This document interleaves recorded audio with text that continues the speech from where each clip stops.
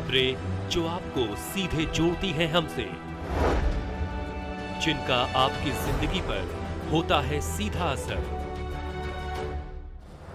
खबरों की वही तस्वीर, बिना बदले बिना डरे, जज्बा सच का लिए, सच दिखाते हैं हम। नेशन भारतवर्ष, आपके जरूरत की खबर। नमस्कार, नेशन भारतवर्ष में आपका स्वागत है और मैं हूं आपके साथ मानवी ठाकुर। शुरुआत करते हैं आज की बड़ी खबरों के साथ। भोजपुरी सिनेमा के अभिनेता और कलाकार से निर्दलीय उम्मीदवार पवन सिंह ने सीधे तौर पर नामांकन वापस लेने से इनकार कर दिया है। पवन सिंह से जब पूछा गया कि भाजपा के कई बड़े नेताओं ने कहा है कि अगर वह नामांकन वापस नहीं लेंगे तो उन्हें भाजपा से निलंबित कर दिया जाएगा, पवन सिंह ने साफ शब्दों में कहा कि कौन क्या कहता है उससे कोई फर्क नहीं पड़ता, मैं जिस रास्ते पर निकल गया हूँ उसी रास्ते पर चलूंगा। पवन सिंह ने यह भी कहा कि प्रजातंत्र में सभी को अपना अधिकार है। पवन सिंह ने कहा कि मैं चुनाव लड़ रहा हूँ और लड़ूंगा और कलाकार का विकास करता रहूंगा। अच्छा, जितने हमारे मीडिया से भाई उनको पहले प्रणाम। वजह क्या है ये हम ही बताएं, आप लोग नहीं थोड़ा सोच सकते हैं? एक भाई जो आपके बीच में, अपने जनता के बीच में खड़ा है, बाधाएं कितनी आ रही हैं, तो हर इंसान अपने जीवन में थोड़ा सा कुछ सोच समझ के चलना चाहता है और चलना भी चाहिए, किसी को भी हो, चाहे हम हो चाहे कोई और कोई बात नहीं। बिहार के काराकाट हॉट सीट के निर्दलीय प्रत्याशी व भोजपुरी फिल्मों के सुपरस्टार पवन सिंह ने अपनी मां के द्वारा भी काराकाट सीट से नामांकन कर दिए जाने के सवाल का जवाब दिया है। उन्होंने कहा है कि यह पूरा बिहार जान रहा है कि पवन सिंह के चुनाव लड़ने में कितनी बाधाएं आ रही हैं। इन्हीं बाधाओं से बचने के लिए उनकी मां ने नामांकन किया है।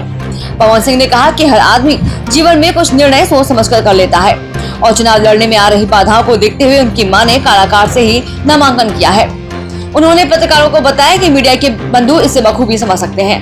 पवन सिंह के द्वारा नाम वापस लिए जाने के सवाल पर उन्होंने कहा कि वह किसी प्रकार के दबाव में नहीं है और किसी हाल में वह अपना नाम वापस नहीं लेंगे। वह एक कलाकार हैं और इस हिंदुस्तान में सबको अपने तरीके से जीवन जीने का अधिकार है। उन्होंने इशारों में बताया कि उनके माता का नामांकन उनकी रणनीति का हिस्सा है। बता दें कि निर्दलीय प्रत्याशी पवन सिंह की माता प्रतिमा देवी ने नामांकन के अंतिम दिन गुपचुप तरीके से मीडिया से बचते हुए नामांकन कर दिया था, जिसके बाद एक ही सीट से मां बेटे के नामांकन कर दिए जाने पर तरह तरह की चर्चा शुरू हो गई है। मैंने न्यूज में थोड़ा हल्का फुल्का देखा, ऐसा नहीं है, बट पर्सनली मैं प्रेम कुमार जी के मुंह से बोलते हुए कुछ सुना नहीं हूँ। तो आपके इस सवाल पे मैं थोड़ा सा, हम कलाकार हैं कि क्रिमिनल है, मैं बताऊँ कलाकारी हूँ ना, ये हिंदुस्तान है। हिंदुस्तान के हर व्यक्ति को अपने हिसाब से स्वतंत्र जीने का अधिकार है, ठीक ना। तो क्या होगा क्या नहीं होगा वो बात की बात है सर। मैं अभी जिस रास्ते में निकल पड़ा हूँ। बिहार के सबसे बड़े अस्पताल पीएमसीएच से बच्चा चोरी का मामला प्रकाश में आया है। मामले में पूछताछ के बाद अब पुलिस की जांच में बड़ा खुलासा सामने आया है। पुलिस जांच के अनुसार पकड़ी गई महिला चाइल्ड ट्रैफिकिंग गिरोह की सदस्य हो सकती है।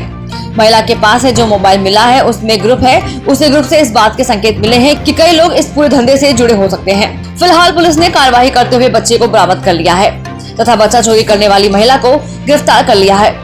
गिरफ्तार महिला से पुलिस लगातार पूछताछ कर रही है। आपको बता दें कि बच्चा चोरी की यह घटना कोई पहली बार नहीं है, बल्कि इससे पहले भी कई बच्चों के चोरी का मामला प्रकाश में आया है। झारखंड के मंत्री आलमगीर आलम की गिरफ्तारी पर भाजपा के राष्ट्रीय प्रवक्ता शाहनवाज हुसैन का बड़ा बयान आया है। उन्होंने कहा कि जो भ्रष्टाचार करेगा वह जेल जाएगा, उन्हें बख्शा नहीं जाएगा। तेजस्वी यादव के द्वारा प्रधानमंत्री पर दिए गए बयान पर उन्होंने कहा कि प्रधानमंत्री काफी उम्रदराज हैं, लालू जी भी उम्रदराज हैं। लगता है कि वे प्रधानमंत्री का अपमान करते करते लालू जी का भी अपमान कर रहे हैं। उद्धव ठाकरे के इस बयान पर, जिसमें उन्होंने कहा कि नरेंद्र मोदी प्रधानमंत्री नहीं बनेंगे और बीजेपी विखंडित हो जाएगी। उद्धव के इस बयान पर उन्होंने कहा कि पहले अपनी पार्टी को देख लें, तब उनको समझ में आएगा। आलमगीर आलम की गिरफ्तारी हुई है क्योंकि उनके पीए के नौकर के घर से 30 करोड़ निकला था। जब नौकर इतना अमीर है तो मालिक का हाल क्या होगा। तो पूरे तथ्य के साथ गिरफ्तारी हुई है, लेकिन गिरफ्तारी हुई है झारखंड में और बिहार के कुछ नेता बड़ा डर रहे हैं ये क्या बात है? जो भ्रष्टाचार करेगा वो बख्शा नहीं जाएगा। सीबीएसई के कक्षा 10वीं और 12वीं का परिणाम घोषित होते ही स्थानीय ज्ञान ज्योति आवासीय विद्यालय की ओर से बोर्ड परीक्षा में शामिल हुए बच्चों में खुशी की लहर तब दौड़ गई जब अच्छे अंकों से पास होने की सूचना उन्हें तथा उनके अभिभावकों को मिली। सभी उत्तीर्ण बच्चों में तब और हर्ष व्यक्त हो गया जब उन्हें सूचना मिली कि उनका ज्ञान ज्योति स्कूल अगले ही दिन टॉपर्स को उनके अभिभावकों के साथ उन्हें सम्मानित करने जा रहा है। विदित है कि कक्षा 12वीं में कुल 40 छात्र छात्रा बोर्ड की परीक्षा में शामिल हुए तथा 100% सफलता प्राप्त की। परीक्षा में 80% से ऊपर कुल 15 बच्चे रहे तथा शेष बच्चों ने डिस्टिंक्शन प्रतिशत प्राप्त किए। 10वीं बोर्ड की परीक्षा में कुल 160 बच्चे बोर्ड की परीक्षा में शामिल हुए और परिणाम भी 100% रहा। निदेशक डॉक्टर आदित्य विजय जैन ने अपने संबोधन में बोर्ड में सफल रहे सभी 100% विद्यार्थियों को शुभकामनाएं दी और इनके उज्जवल भविष्य की कामना के साथ सभी अभिभावकों को उनके द्वारा निभाई गई जिम्मेवारियों की सराहना करते हुए बच्चों की सफलता पर सभी अभिभावकों को बधाई दी। बहुत ही अच्छा आया है और बहुत संतुलित रूप से आया है।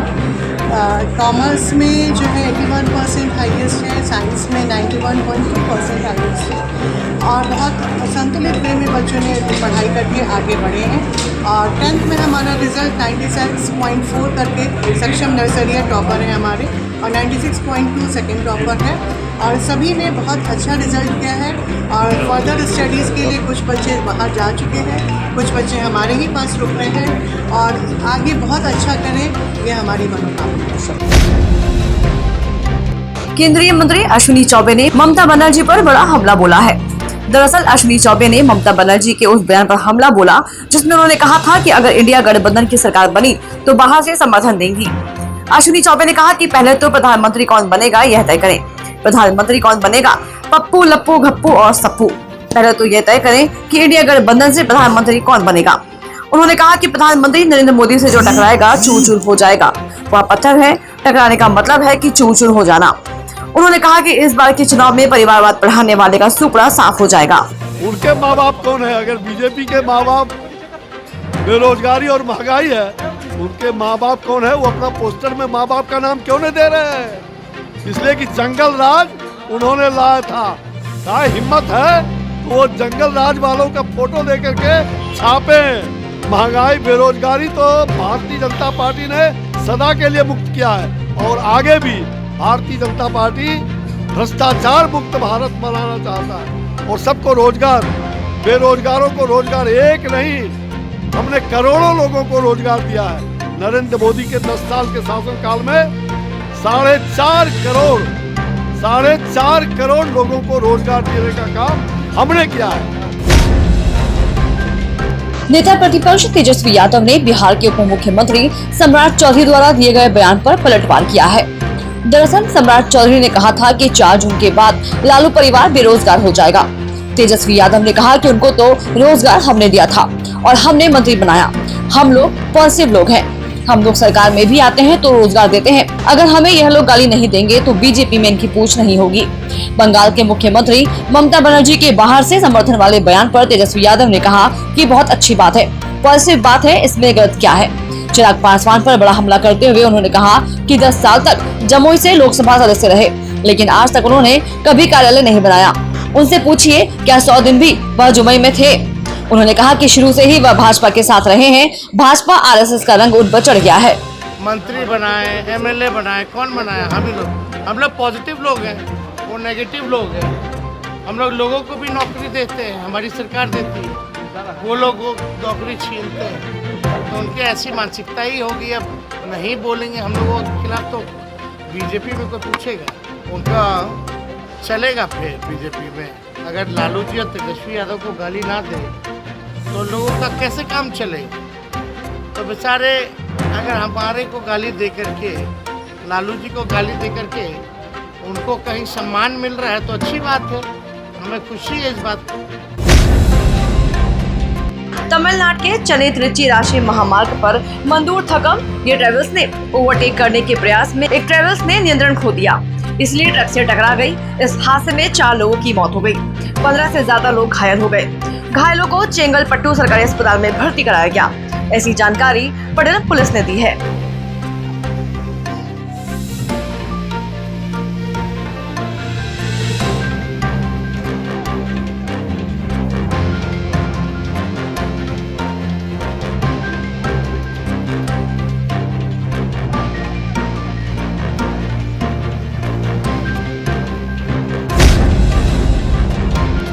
इंडोनेशिया के ट्रांसनुसा एयरपोर्ट पर हाल ही में एक चौंकाने वाली घटना घटी। विमान के उतरने के बाद ग्राउंड स्टाफ हमेशा की तरह अपना कर्तव्य निभाते हैं। प्लेन से उतरे, लेकिन इस बार एक कर्मचारी विमान से फिसलकर नीचे गिर गया, जिससे कर्मचारी गंभीर रूप से घायल हो गया। इस कर्मचारी को काम कर रहे कर्मचारियों ने तुरंत अस्पताल में भर्ती कराया।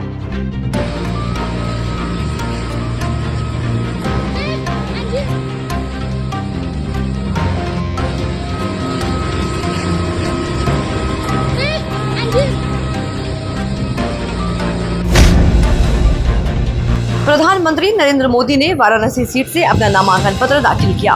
उस दिन रोड शो के दौरान बोलते हुए नरेंद्र मोदी भावुक हो गए। मेरी मां की मृत्यु के बाद अब मां गंगा ही मेरी मां है। मां गंगा ने मुझे अपना लिया है। वाराणसी से ऐसा मेरा नाता है कि मैं बनारसिया हो गया हूँ।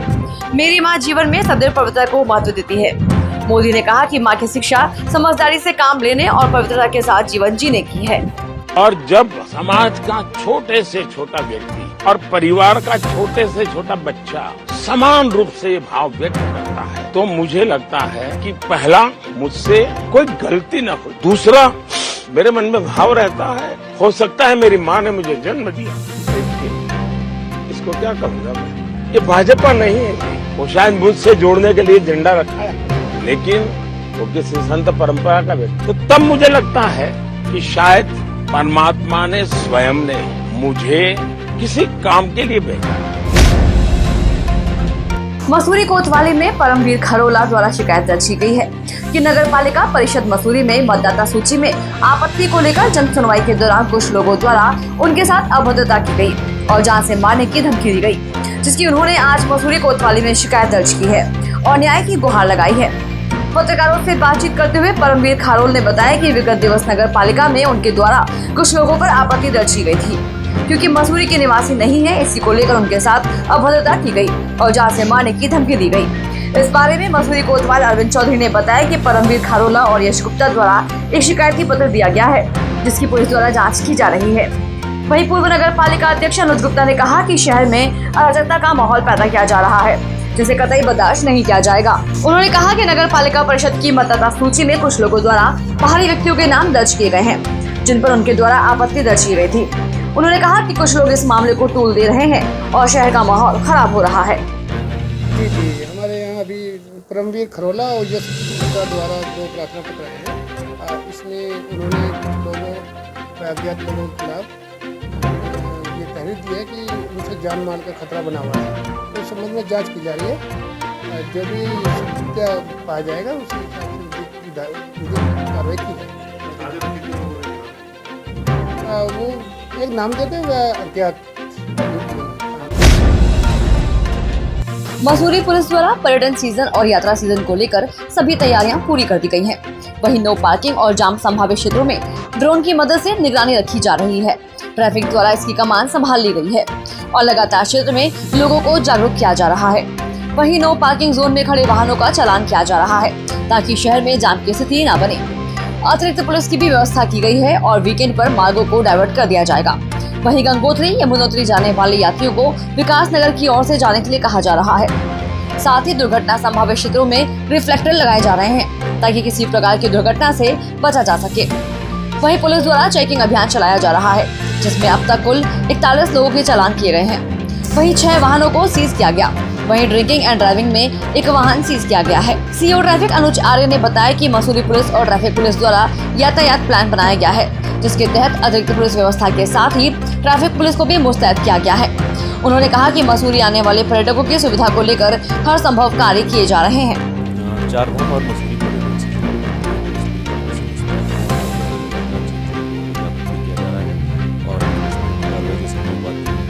कार्रवाई की जा रही है और साथ ही मसूरी में हम लोग द्वारा भी लगातार निगरानी की जा रही है, उनके द्वारा कार्रवाई की जाएगी इसमें। और कुछ जो सीजन में घटना संभावित क्षेत्र होते हैं, कल रात को हमारे द्वारा निरीक्षण किया गया और वहाँ पे जो रिफ्लेक्टर वगैरह लगाया गया और जो अन्य विभागों से संबंधित कार्य हैं उनके संबंध में हमने अन्य विभागों से पत्राचार किया है, जो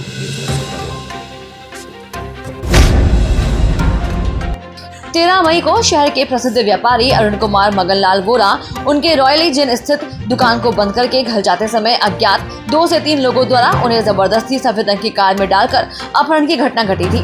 जिसको लेकर पुलिस स्टेशन रामदासपेट अकोला में मामला कलम 363-34 अनुसार दर्ज किया गया था।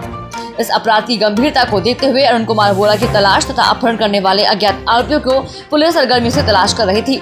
जिला पुलिस अधीक्षक द्वारा जांच के निर्देश एलसीबी को दिए गए थे। इसके बाद 2 पथकों का गठन किया गया था। गोपनीय जानकारी के आधार पर तथा तांत्रिक विश्लेषण के माध्यम से 15 मई 2024 को मिली गोपनीय जानकारी के अनुसार आरोपी मिथुन उर्फ मोंटी सुधाकर इंगले, किशोर पुंजाजी दाभाड़े, फिरोज खान यूसुफ खान, शरद पूजाजी दाभाड़े, आशीष अरविंद घन बहादुर, राजा सरफराज खान, चंदू इंगले इनके द्वारा व्यापारी अरुण कुमार वोरा की अपहरण करने की जानकारी प्राप्त करके आरोपियों की तलाश शुरू की गई। इस दौरान व्यवसायी अरुण वोरा अपने घर वापस लौट गए। उक्त आरोपियों में से 5 आरोपियों को पुलिस ने दबोच लिया है तथा अन्य 2 आरोपियों की पुलिस तलाश कर रही है। इलेक्शन ड्यूटी में लापरवाही पीठासीन पदाधिकारी को महंगा पड़ गया है। मतदान कार्य में चूक करने वाले शिक्षक सह पीठासीन पदाधिकारी को पुलिस ने गिरफ्तार किया है।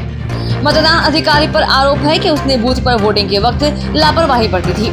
सगमा प्रखंड के बूथ पर उसे पीठासीन पदाधिकारी की तैनाती थी। सगमा प्रखंड के बूथ संख्या 367 उत्क्रमित मध्य विद्यालय सोनडीहा दक्षिण में प्रतिनियुक्त मतदान कर्मी बुधन चौधरी के पुत्र जयनाथ चौधरी को जेल भेज दिया गया है। बताया गया है कि मतदान के दौरान उसने अपने कर्तव्यों का सही तरीके से निर्वहन नहीं किया था। इस वजह से उक्त बूथ पर काफी देर तक हंगामा भी होता रहा। बाद में प्रखंड विकास पदाधिकारी ने वहां पहुंचकर हंगामा शांत कराया था। इस आरोप के बाद उसे बूथ संख्या 367 के कार्य से भी हटा दिया गया था। आरोप है कि पीठासीन पदाधिकारी ने मतदाताओं को प्रत्याशी का नाम और चुनाव चिन्ह बताया था। इसे लेकर पोलिंग बूथ में काफी हंगामा भी हुआ था। विवाद के बाद कुछ देर के लिए बूथ में चुनाव कार्य भी प्रभावित हुआ। इसे लेकर सेक्टर मजिस्ट्रेट सरोज कुमार ने धुर्की थाना में उक्त पीठासीन पदाधिकारी के खिलाफ नामजद आवेदन दिया था। आवेदन के आलोक में पीठासीन पदाधिकारी को गिरफ्तार कर जेल भेज दिया गया है। दिन भर की बड़ी खबरों में फिलहाल बस इतना ही। आप बने रहिए नेशन भारतवर्ष के साथ। देखते रहिए देश दुनिया की खास खबरें। नमस्कार।